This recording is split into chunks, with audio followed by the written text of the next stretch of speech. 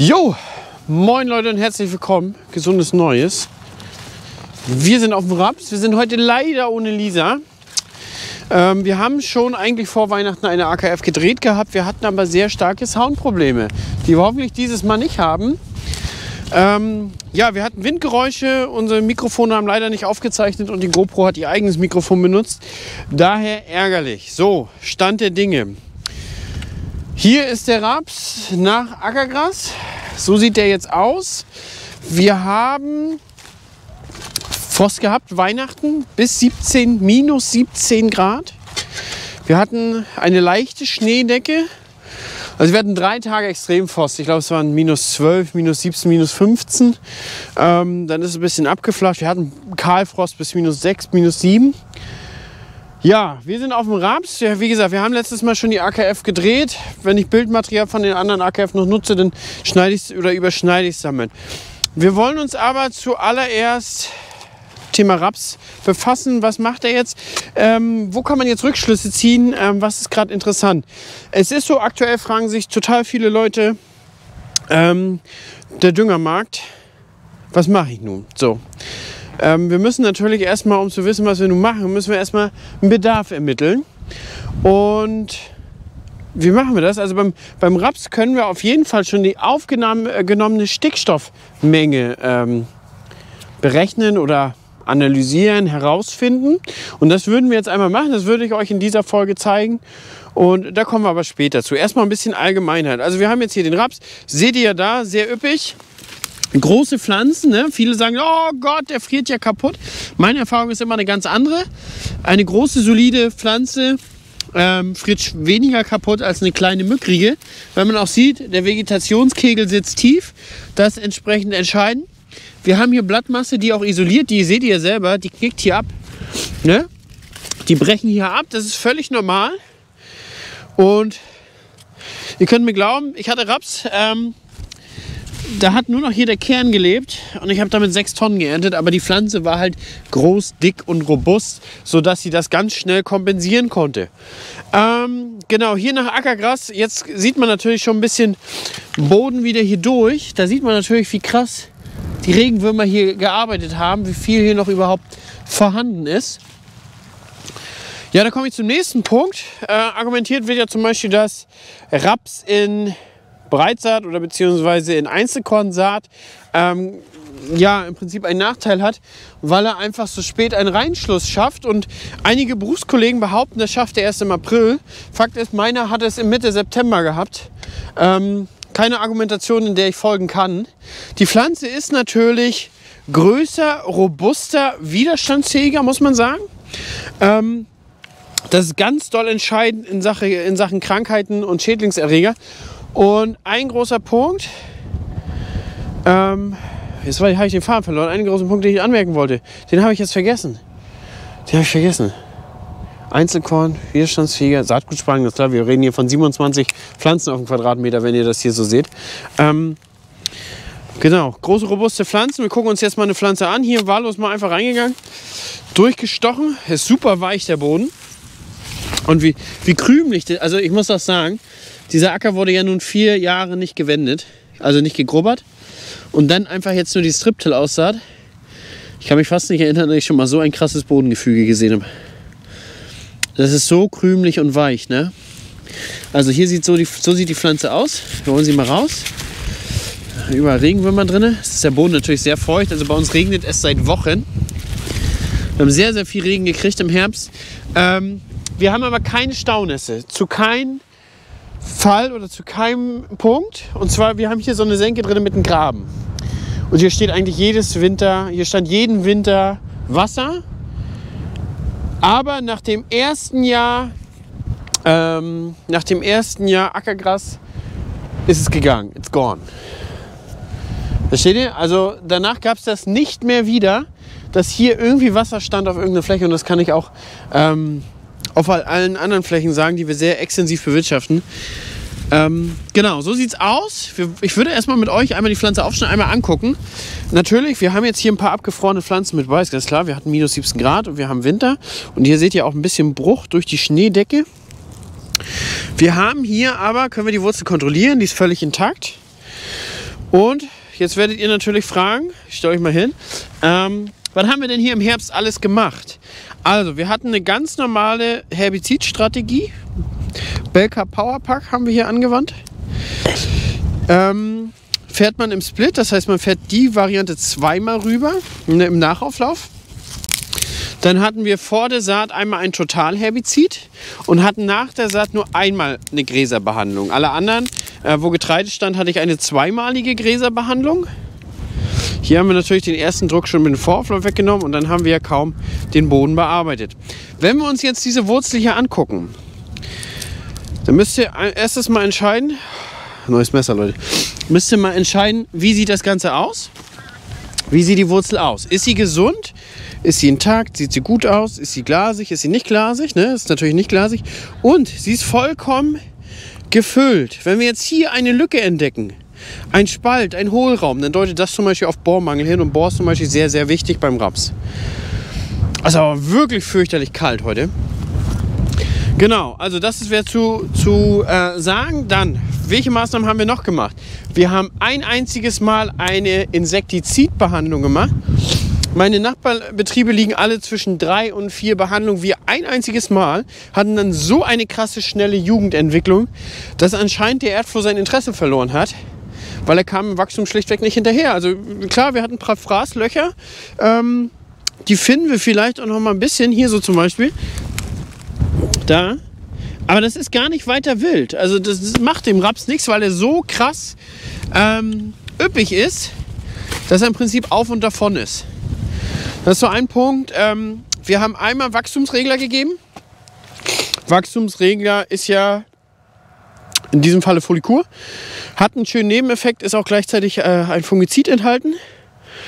Wäre aber gar nicht vonnöten gewesen, war kein Druck drin, aber das ist im Prinzip ein kombiniertes Mittel, was so sozusagen eine Begleitwirkung hat. Das macht man, damit der Vegetationskegel unten bleibt, also man hemmt den ein bisschen im Wachstum. Dadurch reichert man auch so ein bisschen Nährstoffe in der Pflanze ein und dadurch macht man sie auch frostresistenter. Also fast so ein Ding, was man immer macht. Dadurch, man lässt dadurch den Vegetationskegel wirklich weit unten, das ist wichtig beim Raps. Dann Berufskollegen, die schon ein paar Jahre länger Einzelkornraps machen, berichten auch, dass der weniger zum Abheben des Vegetationskegels neigt, weil er doch mehr Platz hat. Ne? Er muss nicht so in Konkurrenz wachsen und nicht versuchen, andere Pflanzen zu überwachsen. Also sein Nachbar, die eigene Rapspflanze, wäre ja die Konkurrenz und deswegen versucht er das ja zu überwachsen. Genau. So, das wäre erstmal der Punkt zum Raps zu sagen. Also ich bin mega zufrieden. Vielleicht nächstes Jahr könnte man eine Woche später machen. Der ist wirklich sehr, sehr üppig geworden. Ich sehe da aber nicht die Problematik der Auswinterung.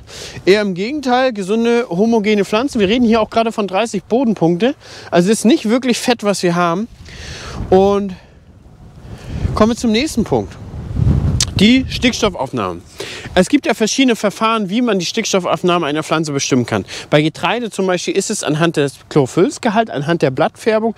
Da gibt es Varianten, wie man das bestimmen kann. Ihr kennt bestimmt den N-Tester von Yara. Der Yara N-Sensor arbeitet auch auf das Prinzip. Und da gibt es zum Beispiel Firmen, die entwickeln dazu eine App. Ich möchte euch heute vorstellen die Xavio Scouting App, die ist kostenlos, könnt ihr also auch mal ausprobieren, wie das bei euch so aussieht. Und beim Raps ist es nämlich ein bisschen anders. Beim Raps können wir anhand der Biomasse Rückschlüsse auf den Stickstoff, auf die Stickstoffaufnahme des Rapses schließen. Das ist im Prinzip ganz einfach. Also ihr könnt euch merken, 1 Kilo Frischmasse Raps pro Quadratmeter entspricht 50 Kilogramm aufgenommenen Stickstoff. 1 Kilo ist die Basis, da gehen wir von aus. 1 Kilo, da gehen wir von aus, das ist die Basis. 50 Kilo aufgenommen und dann können wir Zuschläge oder Abschläge machen. Wenn wir jetzt angenommen, wir haben 1 Kilo mehr aufgenommen, also wir haben 2 Kilo Frischmasse, dann entspricht das 100 Kilogramm aufgenommenen Stickstoff. Und man sagt, oder Rechenmodelle sagen, von diesen 50 Kilo Differenz, von diesem Normalwert, kann ich 70% zur Frühjahrsdüngung anrechnen. Man kann. Es ist kein Muss, aber wir kommen gleich dazu, warum das wichtig ist. So, also wie gehen wir dann vor? Ich würde jetzt ein bisschen das Filmmaterial von dem anderen Vlog verwenden, weil wir 1 Grad haben und wir haben schon relativ runtergefrorene Masse und da waren wir. Das Beste ist, man macht das so ein bisschen Vegetationsende, Ende Oktober, Anfang November das Ganze, wenn der Bestand noch richtig intakt ist. Jetzt haben wir hier natürlich schon so ein bisschen gelbe Blätter, das ist natürlich ein bisschen weniger an Masse, die sind teilweise hier ein bisschen getrocknet und sowas, ne? Das fehlt natürlich, also da ist so der ideale Zeitraum, um das zu ermitteln, dass wir das machen. Und dann wäre auch der beste Nutzen der App. Und das würde ich jetzt einfach ein bisschen nachvertonen ansonsten, weil das funktioniert ziemlich gut. Im Prinzip ist diese Variante gar nicht so schwer. Das heißt, wir vermessen eigentlich 1 Quadratmeter von den Pflanzen.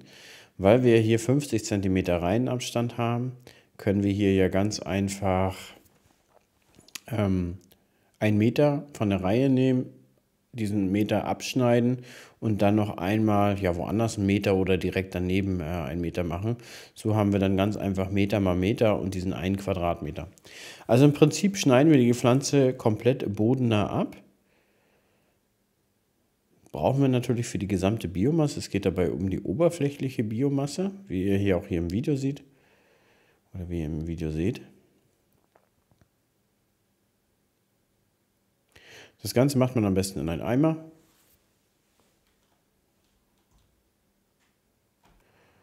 So, dieser zeigt jetzt hier nochmal die durchgeschnittenen Pflanzen. Auch hier können wir jetzt zum Beispiel sehen, ob da irgendeine Pflanze hohl ist. Die GoPro hat leider nicht alles richtig schön im Fokus drin, ne? Das ist so ein bisschen ein Problem von der Kamera, die wir da haben. Aber man sieht im Prinzip, ja, alle Pflanzen wirklich schön gefüllt. Das Beste ist natürlich, wenn man im frühen Herbst kommt, wie ich das auch schon im Video gesagt habe, dass so Pflanzen nicht abgestorben sind oder Blätter nicht abgestorben sind, keine Blätter am Boden liegen und wenn, bitte mit einsammeln. Also das zählt wirklich die komplette oberflächliche Masse, die wir da aufnehmen. Ja, wenn wir jetzt den kompletten Raps sozusagen abgeschnitten haben von den 1 Quadratmeter, stopfen wir das Ganze in einem Eimer. Der muss natürlich entsprechend groß sein. Und dann geht's los. Dann hängen wir den Ganzen an eine Waage ran, vorher tariert oder hinterher den Eimer einfach runtergerechnet. Wir haben in diesem Falle tariert gehabt und jetzt können wir das sehen. Und ihr könnt leider meine Reaktion nicht mehr sehen, aber 3 unfassbare Kilo, das ist der absolute Wahnsinn. Gerade wenn man bedenkt, dass der Raps 150 Kilogramm Stickstoff schon im Herbst aufgenommen hat, wie viel der mineralisiert hat, der Boden, wie viel Nährstoffe das Ganze einfach freigegeben hat, das ist der absolute Wahnsinn, wie gut dieses Konzept funktioniert hat. Hat mich auch da total beeindruckt. Wir gehen eigentlich von 1 Kilogramm bei einem normal entwickelten Bestand aus und wir haben hier einfach mal 3 Kilo. Das heißt, wir haben 100 Kilogramm Stickstoff mehr aufgenommen, als wir erwartet hätten. Und von diesen 100 Kilo können wir natürlich 70 Kilogramm Stickstoff für die Frühjahrsdüngung anrechnen. Was ich euch noch zeigen will, und da kommen wir jetzt als nächstes zu, ist die Analyse mit der App. So, inzwischen haben wir natürlich die Möglichkeit, mit Apps heutzutage so eine Analyse durchzuführen. Das heißt, wir nehmen hier diese Zavio Scouting App, gehen da einmal auf Stickstoffbestimmung und dann gehen wir ganz normal über das Feld und machen da unsere Fotos, beliebig viele Fotos. Ich habe im Nachgang auch noch ein bisschen probiert, ob eventuell die Höhe des Fotografierens Unterschiede macht. Ich konnte dabei keine Unterschiede feststellen. Wir werden aber gleich sehen, ich habe jetzt hier meine 5 Bilder ermittelt, habe das Ganze hochgeladen. Also man braucht natürlich ein internetfähiges Handy. Es wird aber auch gespeichert. Das heißt, wenn kein Internet vorhanden ist, man kann hinterher ins WLAN gehen und kann sich eine Analyse ansehen. Dazu wird noch der Standort ermittelt. Der wird dann hinterher auch in diesem Zavio Field Manager wiedergegeben. Und dort kann man das noch besser analysieren. Nachdem wir dann das Ganze einmal hochgeladen haben, abgesendet haben, wird das Ganze analysiert. Und wir bekommen dann von der App eine kleine Nachricht da unten angezeigt, da gehen wir rauf. Und dort könnt ihr jetzt sozusagen einmal alles komplett nachgucken. Stickstoffstatus, da geht wir rauf. Wir haben 80 Kilogramm Stickstoffaufnahme pro Hektar, Frischmasse 1,7 Kilogramm knapp. Da haben wir natürlich eine erhebliche Abweichung zu meinen gemessenen Daten. Wie kann das sein? Also ich würde mir das hauptsächlich damit erklären, dass es der Zeitpunkt ist, weil die Blätter doch schon sehr, sehr flach am Boden lagen. Man hat Oberfläche gesehen. 1 Monat, 2 Monate zuvor war nichts von der Oberfläche zu sehen. Und da denke ich mal, hätte die App komplett anders analysiert. Dann habe ich das Ganze nochmal zum Vergleich gemacht. Also ich wollte wirklich sehen, ist das wirklich eine zufällige Abweichung? Also liegt es eventuell an der Einzelkornsaat? Oder ist es einfach der Zeit etwas geschuldet? Und dann habe ich das Ganze nochmal bei dem Raps gemacht, den wir mit der Tigerdrill gedrillt haben. Und da seht ihr auch, wir haben fast 2 Kilo Biomasse, die wir da gebildet haben. Habe das Ganze nochmal mit der App analysiert. Und auch da konnte ich Unterschiede feststellen, prozentual. Aber auch hier seht ihr, der Bestand liegt halt schon relativ flach am Boden. Ich glaube, das macht es der App einfach schwer. Diese App wurde ja in Zusammenarbeit mit Yara entwickelt. Und dort gab es ja auch schon einige Artikel in diversen Zeitschriften und Untersuchungen, dass die eigentlich eine sehr gute Analyse hat. Also ich denke, in erster Linie liegt der Fehler tatsächlich beim Zeitpunkt, ohne jetzt die App in Schutz nehmen zu wollen. Man muss das einfach mal testen. Testet das mal bei euch, wie genau ihr seid oder was ihr dabei herausbekommt. Die App hat dann noch zusätzlich ein paar andere Funktionen. Unter anderem haben wir hier eine Unkrautbestimmung. Die habe ich dann nochmal ausprobiert und habe da ein paar Bilder gemacht und muss sagen, hat wirklich hervorragend funktioniert. Das Schöne an der App ist, was wir auch gleich sehen werden, also ich habe dann hier einfach ein paar Flächen nachgeguckt oder beziehungsweise habe da nebenbei noch ein bisschen erzählt, habe da ein paar Fotos gemacht, die analysieren lassen. Und dann haben wir sozusagen sofort schon die Unkräuterarten, können uns die anzeigen lassen, wo die hingehören, also was er da erkannt hat, zum Beispiel hier hat er auch mal den Raps selber erkannt, welche Pflanzen er erkannt hat und ganz speziell oder ganz interessant, es wird immer dokumentiert, auf welchen Schlag das Ganze stattfand, das heißt, man muss sich keine Notiz machen, man kann das zu Hause einfach in der Ackerschlagkartei nochmal nachgucken.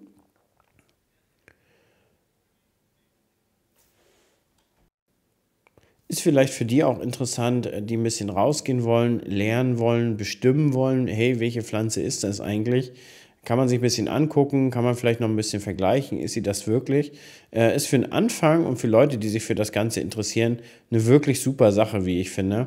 Das Ganze gibt es in dieser App auch übrigens für Krankheiten und man kann zum Beispiel auch eine Gelbschalenanalyse machen, das heißt ein Foto von der Gelbschale und dann würde er auch entsprechend die Schädlinge zählen, was eine wirklich super Sache ist und eine wirkliche Arbeitserleichterung. Also ich denke, diese App wird tatsächlich auch ein bisschen mehr Teil unserer AKF.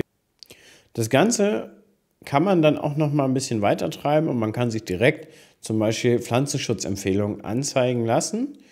Und ihr seht, die App ist zwar von der BASF, aber es werden nicht nur Mittel von der BASF vorgestellt, sondern tatsächlich auch von anderen Herstellern. Finde ich wirklich eine gute Sache, also kann man auf jeden Fall mal ausprobieren und wie gesagt, das Ganze ist kostenlos. So, aber warum ist das so schlau, dass wir das im Prinzip ermitteln? Ne? Also wir haben ja im Prinzip eine Basis, wir wissen, was wir im Herbst gegeben haben und wir wissen ja den Stickstoffbedarf. Also wir haben ja hier in dem Falle, sorry, war jetzt Telefon. Das heißt, wir haben jetzt zum Beispiel hier in diesem Falle haben wir 8 Kubikmeter Gäres draufgefahren und ansonsten ja nur Kieserit gegeben, also Schwefel und Magnesium. Jetzt haben wir ja sozusagen, diese 8 Kubikmeter entspricht ungefähr 40 Kilogramm Stickstoff, davon rechnen wir 24 eigentlich als nutzbar an, 60% davon. Dann haben wir das eigentlich, das ist die Aufnahme. Dann haben wir natürlich Mineralisierung aus dem Boden oder Überhänge aus der Vorernte. Dann haben wir sozusagen angenommen, wir haben jetzt 60 Kilogramm N, stehen dem Raps zur Verfügung. Jetzt hat er ja rein rechnerisch diese 60 Kilogramm N aufgenommen und mit denen müssen wir ja rechnen. Also das ist dann gegeben. Das ist nur ein Beispielwert. Ne? Bitte korrigiert eure Werte alleine entsprechend in Programm.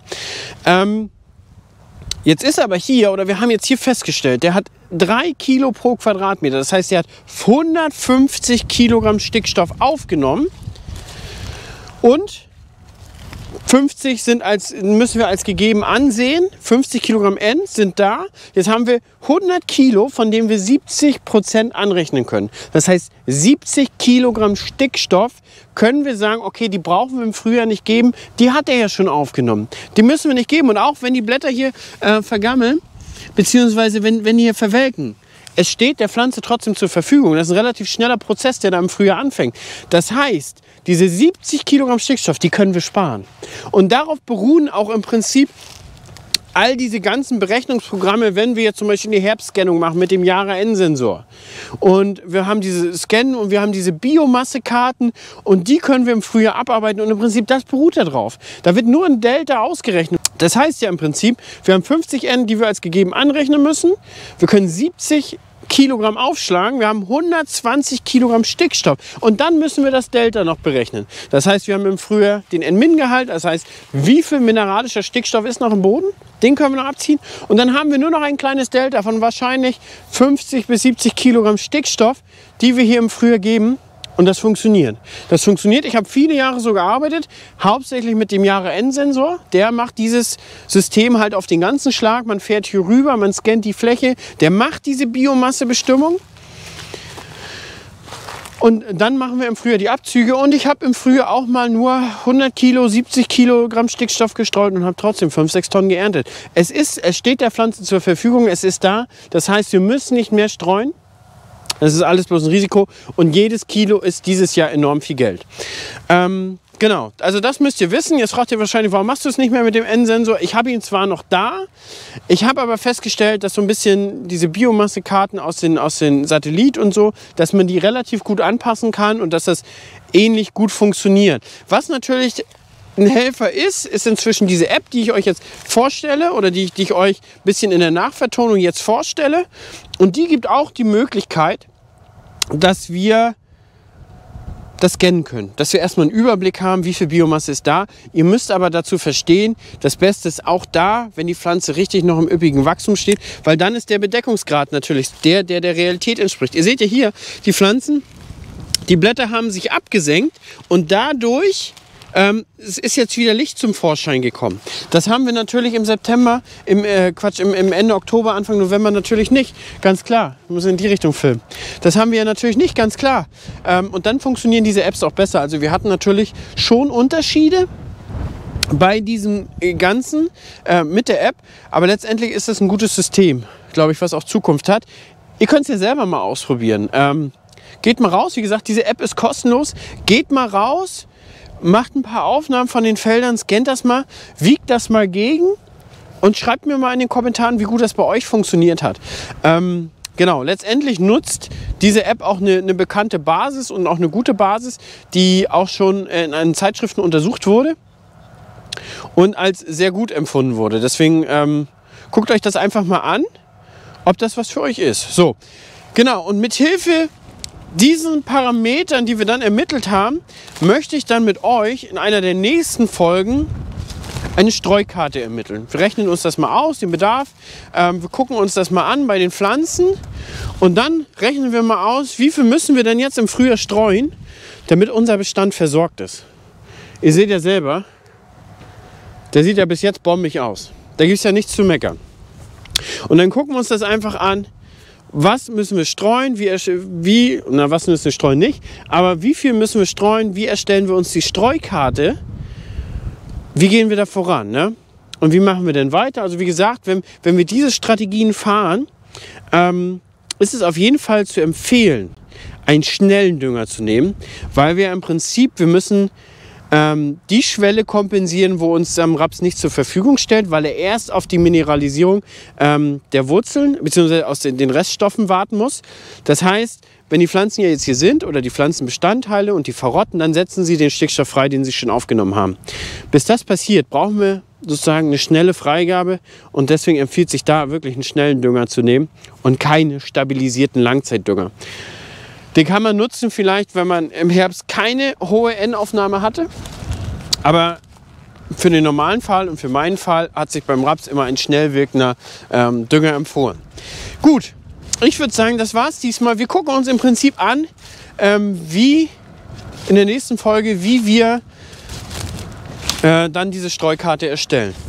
In den nächsten Folgen gucken wir uns dann auch den Weizen an, die Zwischenfrucht, alle anderen Kulturen so ein bisschen. Ich hatte jetzt eigentlich vor, dass wir jetzt für jede Kultur so ein bisschen immer eine AKF machen. A, weil man sich dann besser durchskippen kann für die Sachen, die einen wirklich interessieren. Und B ist es einfach so, dass für das uns ein bisschen schneller ist, weil eine AKF ist für uns immer sehr, sehr zeitaufwendig. Wir brauchen einen ganzen Vormittag oder einen ganzen Nachmittag dazu. Und so könnten wir vielleicht mal eine Kultur zwischendrin mal schnell abdrehen. Genau. Hoffentlich nächstes Jahr mal wieder mit Lisa. Also mir ist es auch am liebsten, wenn meine Liebste an meiner Seite ist. Aber wie gesagt, heute war es leider nicht möglich. Deswegen hoffe ich, dass wir es so ganz gut hingekriegt haben mit der AKF. Und vielen, vielen Dank wieder fürs Zuschauen. Ja, und willkommen im Jahr 2022. Mal gucken, was wir dieses Jahr noch machen. Also bis dann, ciao, ciao.